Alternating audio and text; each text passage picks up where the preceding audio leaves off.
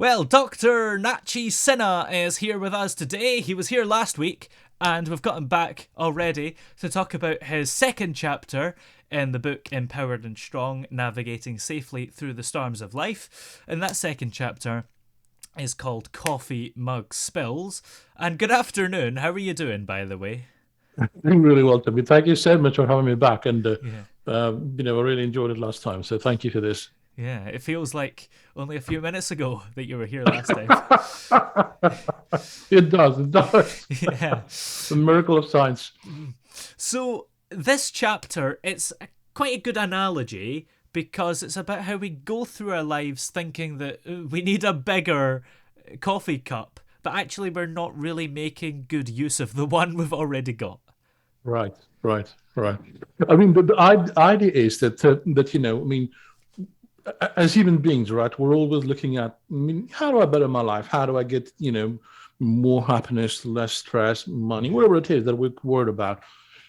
And what we notice, though, is many times is that something as easy as getting coffee and start spilling over, Mm. right? And that itself is bothering, to bothers one to the extent where you now have to find a solution. What do you do? I mean, what is wrong in this picture here? I mean, do I throw the mug away? Is a machine that's gone bad and so on and so forth? But that analogy then applies to life, of course. Yeah, absolutely. And how do you think it applies to life? So the way I was trying to explain the concept there was that Mm. I sort of used coffee. I mean, Mm. unfortunately, I love coffee, so Yeah. the coffee gods should not curse me on that. But I use coffee as a sort of like an analogy to kind of talk about stress, right? And the mug, of course, was as human beings, as an individual. So the idea is that there's only so much stress we can handle, Yeah. right? So if the mug is already full, then it doesn't matter whether you add one drop of coffee or one drop of water even to a mug full of coffee, it's going to spill over. The same thing that happens to our lives when we are stressed out and our mug is circled full. So now, one small thing that happens, say, at work, and I completely feel shattered about it, and then I ask myself, oh my God, why am I so upset by this? Well, it's not that particular thing that was upsetting to me. It's just that my mug was already full. So Mm. even a small drop was enough to completely spill the whole thing over. So now that's where the fun bit is that how do I look at it from a point of how will I handle that full mug of coffee or Mm. full mug of stress? Yeah, I think it's quite a common analogy, maybe not the exact same one, but Yeah. when we say we've got a lot on our plate is Yes. essentially the same Yes. thing. Exactly. And in my case, it's actually, I mean, it was, it actually happened because the, the thing was always overflowing in my food. Luckily, the reason for me wasn't that there was already coffee in the mug, but the reason was that there's something wrong with the machine, I guess. But yes, it is a commonality. So using that, right, the idea being that anybody who's reading it should be able to connect. Yeah. Because if I don't connect to it, then how am I going to, be able to sort of find a solution for myself, right? So that's why the common analogy. Yeah. So how do we fit the coffee in the mug in our lives? Do we go for less coffee or do we put holes in the bottom? You definitely read the book, I can tell you that. Yeah. So what you do is you kind of look at the whole, take a step back a bit and look at the whole thing as a one complete problem, so to speak.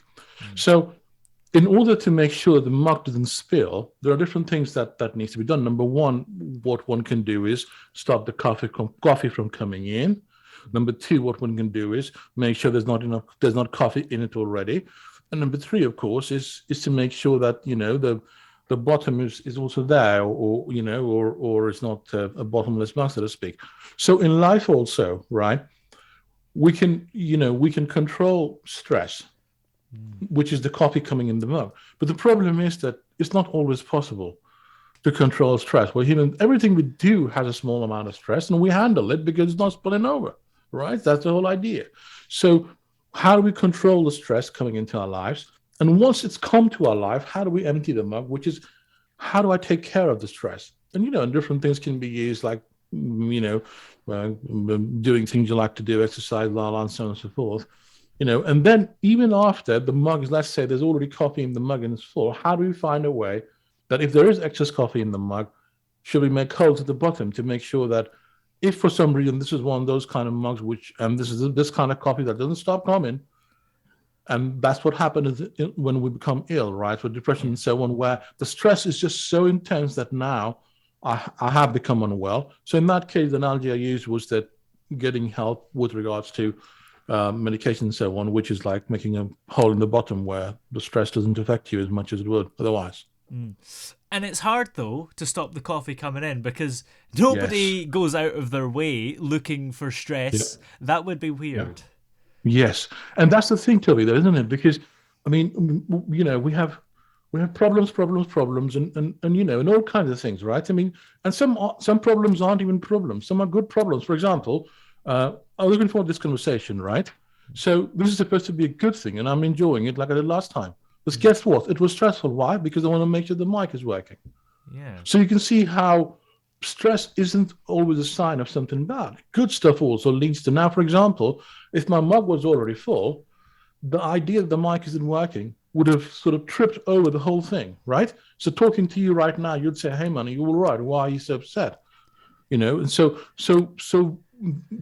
allowing you to want to understand that, it is a part of life. So learning how to control it becomes more important. Yes, absolutely. And there you go. That was the taster of coffee mug spills from Chapter 2 of Dr. Nachi Sinha's new book, Empowered and Strong, Navigating Through the Storms of Life. So many thanks for joining us here on week 2, and we'll see you next week. Thank you.